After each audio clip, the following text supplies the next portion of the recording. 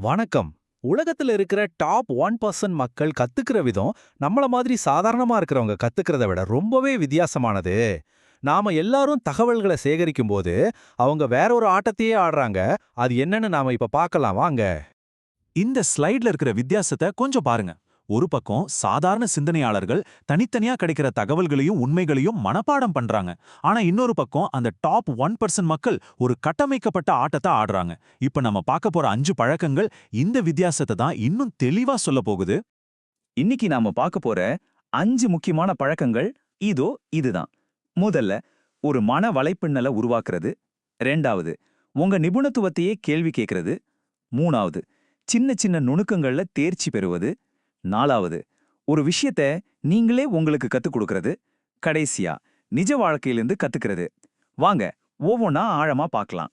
முதல் பழக்கம், இது ரொம்ப ரொம்ப அடிப்படை.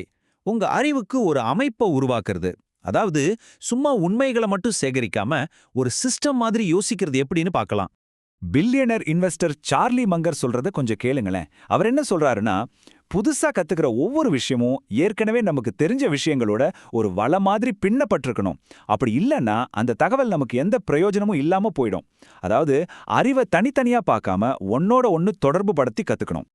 இதுக்கு ஒரு நிஜ வாழ்க்கை உதாரணத்தை பார்ப்போமா?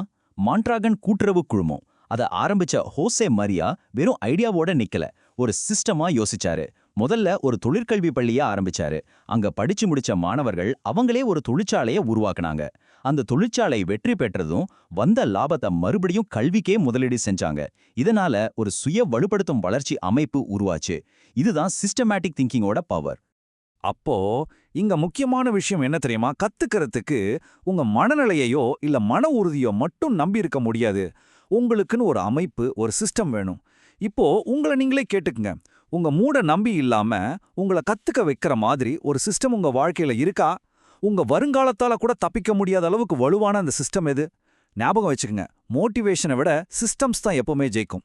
இப்ப நாம பார்க்க போற 2வது பழக்கம் கேட்கவே கொஞ்சம் விசித்திரமா இருக்கும். உங்க சொந்த நிபுணத்துவத்துக்கே எதிரா வேலை செய்யறது.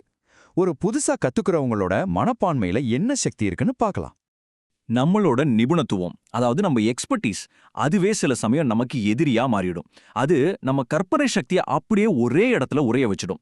நீங்க ஒரு விஷயத்துல எக்ஸ்பர்ட் ஆக ஆக புதுசா யோசிக்கிறது ரொம்ப கஷ்டமாயிடும். இது நீங்க வேணும்னே உடைக்கணும். பிரபலமான மியூசிஷியன் யோயோமா இதுக்கு ஒரு சூப்பரான உதாரணம். அவரு தனக்கு நல்லா தெரிஞ்ச கிளாசிக்கல் மியூசிக்கை மட்டும் வாசிச்சுட்டு இருந்திருக்கலாம். ஆனா அவர் அப்படி பண்ணல. தனக்கு அறிமுகமில்லாத இசை உலகத்துக்குள்ள வேணும்லே நுழைஞ்சாரு. அவர் சொல்றது என்னன்னா, எனக்கு எது புரியலையோ நான் அதை நோக்கி தான் போவேன்னு சொல்றாரு. இந்த மனப்பான்மை தான் அவரை தொடர்ந்து வளர வைக்குது. இப்போ நீங்க கொஞ்சம் யோசிச்சு பாருங்க. உங்களுக்கு நல்லா தெரிஞ்ச ஒரு துறையில கடைசியா எப்போ உங்களை வேணும்னே ஒரு புதுசா கத்துக்கிற ஒரு மாதிரி நினைச்சுக்கிட்டீங்க? வேற ஒரு துறையோட அதை இணைச்சு பார்க்க முயற்சி பண்ணிருக்கீங்களா? நீங்க அடுத்த லெவலுக்கு போகணும்னா இந்த மாதிரி ஒரு சுய சீர்குலைப்பு ரொம்ப அவசியம். நம்மளோட 3வது பழக்கம், எவ்வளோ நேரம் பிராக்டிஸ் பண்றோங்கிறத பத்தி இல்ல, அந்த நேரத்தை எவ்வளவு தரமா பயன்படுத்துறோங்கிறத பத்தி தான். சின்ன சின்ன நுணுக்கங்கள்ல எப்படி மாஸ்டர் ஆகிறதுன்னு பார்க்கலாம். ஜிம்னாஸ்டிக் வீராங்கனை சிமோன் பைல்ஸ் ஒரு நாளைக்கு 7 மணி நேரம் கூட பிராக்டிஸ் பண்ணுவாங்க. ஆனா அந்த நம்பர்ல மேஜிக் இல்ல. மேஜிக் எல்லாம் அந்த பிராக்டிஸோட குவாலிட்டியில தான் இருக்கு. அவங்களோட தோள்பட்ட 2 டிகிரி நகர்ந்தா கூட, இல்ல ஒரு செகண்ட் லேட்டா டர்ன் பண்ணா கூட அது உடனே கவனிச்சு சரி பண்ணுவாங்க.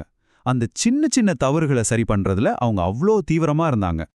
இந்த டெக்னிக்கு பேரு தான் சங்கிங். சிம்பிளா சொல்லணும்னா, ஒரு பெரிய ஸ்கில்ல குட்டி குட்டி துண்டுகளா உடைச்சு ஒவ்வொரு துண்டுலையும் மாஸ்டர் ஆகிறது. அப்புறம் அது எல்லாத்தையும் ஒன்னு சேர்த்து ஒரு சரளமான சக்தி வாய்ந்த திறனா மாத்துறது. சிமோன் பைல்ஸ் மாதிரியான பெரிய சாதனையாளர்கள் இதுதான் செய்றாங்க. இந்த முறையை நீங்களும் ஃபாலோ பண்ணலாம். ரொம்ப சிம்பிள். முதல்ல உங்க வீக்னஸ் என்னன்னு கண்டுபிடிங்க. 2வது, அதை தனியா பிரிச்சு எடுத்து அதுல மாஸ்டர் ஆகுங்க. கடைசியா அதை மற்ற ஸ்கில்ஸோட சேர்த்து பாருங்க. இன்னும் எங்காவது கேப் இருக்கான்னு செக் பண்ணுங்க. இது ஒரு தொடர்ச்சியான முன்னேற்றத்துக்கான சுழற்சி. இப்போ உங்களை நீங்களே ஒரு கேள்வி கேளுங்க. நீங்க கத்துக்க நினைக்கிற ஒரு விஷயத்துல இதெல்லாம் ரொம்ப பேசிக்னு சொல்லி எந்த சின்ன விஷயத்த நீங்க தள்ளி போடுறீங்க? ஒருவேளை அதுதான் உங்க முன்னேற்றத்தை தடுத்துட்டு இருக்கலாம். மத்தவங்க சாதாரணம்னு நினைக்கிற அந்த சின்ன விஷயத்துல தான் உண்மையான மாஸ்டரி ஒளிஞ்சிருக்கு. 4வது பழக்கம், வெறும் மனப்பாடம் பண்றதை விட்டுட்டு ஒரு விஷயத்த உண்மையாவே எப்படி புரிஞ்சுக்கிறதுங்கிறத பத்தி. அதாவது ஒரு ஐடியாவை 0ல இருந்து திரும்பவும் உருவாக்கி அதை நீங்களே உங்களுக்கு கத்துக் கொடுக்கறது. பிரபலமான பிசிசிஸ்ட் ரிச்சர்ட் ஃபெய்ன்மேன் குழப்பத்தை ஒரு பிரச்சனையா பார்க்கல, அது ஒரு டூல், ஒரு கருவி மாதிரி பார்த்தாரு. அவருக்கு ஏதாவது புரியலன்னா ஓகே இதுதான் எனக்கு புரியாத இடம்னு கண்டுபிடிச்சு அது மேல வேலை செய்வார். அதுதான் அவரோட டெக்னிக். இதுதான் ஃபெய்ன்மேன் டெக்னிக். ஸ்டெப் 1 ஒரு கான்செப்டா தேர்ந்தெடுங்க. ஸ்டெப் 2 அத ஒரு சின்ன குழந்தைக்கு சொல்ற மாதிரி சிம்பிளா சொல்லி பாருங்க. ஸ்டெப் 3 எங்க தடுமாறுறீங்க, எங்க விளக்கம் வீக்கா இருக்குன்னு கண்டுபிடிங்க. ஸ்டெப் 4 மறுபடியும் மூல விஷயத்தை படிச்சு உங்க விளக்கத்தை சரி பண்ணுங்க. அவ்வளோதான். இந்த முறை உங்க புரிதலை வேற லெவலுக்கு கொண்டு போகும். நம்மளோட 5வது கடைசி பழக்கம், இது ரொம்ப முக்கியமானது. வெறும் தியரியை மட்டும் நம்பாம நிஜ வாழ்க்கையில இருந்து கத்துக்கிறது. அதாவது ஆழ்ந்து கவனிக்கிறதோட சக்தியை பத்தி பார்க்கலாம். ஜப்பானிய டைரக்டர் ஹயாவோ மியாசாக்கியோட படங்கள் ஏன் அவ்வளோ உயிருள்ள மாதிரி இருக்கு தெரியுமா? ஏன்னா அவர் ஞாபகத்திலிருந்து வரையறதில்ல, வாழ்க்கையிலிருந்து வரையறாரு. அவரே சொல்றாரு, நிஜமான மனிதர்களை நீங்க கவனிக்கலனா உங்களால இதை செய்யவே முடியாது, ஏன்னா நீங்க அதை பார்த்ததே இல்ல. உண்மையான உணர்ச்சிகளை கொண்டு வரணும்னா நிஜ மனிதர்களை கவனிக்கணும். மியாசாக்கியோவோட அனிமேட்டர்ஸ் எதெல்லாம் கவனிக்கிறாங்கன்னு பாருங்க. குழந்தைங்க குழப்பமா இருக்கும்போது எப்படி நடந்துக்குது, மனுஷங்க பதட்டமா இருக்கும்போது எப்படி நெளியறாங்க, விலங்குகள் எப்படி பேலன்ஸ் பண்ணுது, இந்த மாதிரி சின்ன சின்ன விஷயங்கள் தான் ஒரு கதாபாத்திரத்துக்கு உயிரை கொடுக்குது. அது நம்மளோட ஆழமான ஒரு உணர்ச்சி தொடர்பை ஏற்படுத்துது. அப்போ இங்க முக்கியமான கொள்கை இதுதான். எதையாவது சரி பண்ண முயற்சி பண்றதுக்கு முன்னாடி அது நிஜத்துல எப்படி இருக்குன்னு தெளிவா பார்க்க கத்துக்கோங்க. நீங்க எந்த துறையில் இருந்தாலும் சரி, நிஜமான மக்கள் எப்படி நடந்துக்கிறாங்க, பேசுறாங்க, உணர்றாங்கன்னு கவனிக்க ஆரம்பிங்க. உங்க சொந்த நடத்தையை கூட கவனிங்க. இந்த நுண்ணறிவு தான் உங்களை அடுத்த கட்டத்துக்கு கொண்டு போகும். சரி, நம்ம இப்போ 5 சக்தி வாய்ந்த பழக்கங்களை பார்த்துட்டோம். இனிமே இந்த விஷயங்கள் எல்லாம் உங்க வாழ்க்கையில எப்படி கொண்டு வர போறீங்கன்னு பார்க்கலாம். இந்த பழக்கங்களை நீங்க எப்படி நடைமுறைப்படுத்த போறீங்க? முதல் கேள்வி, இதுல எந்த பழக்கத்தை நீங்க ஏற்கனவே உங்க வாழ்க்கையில கடைபிடிச்சிட்டு இருக்கீங்க? ஒருவேளை உங்களுக்கே தெரியாம கூட இருக்கலாம். உங்க பலம் எதுன்னு யோசிக்கிறதுக்கு இது ஒரு நல்ல வாய்ப்பு.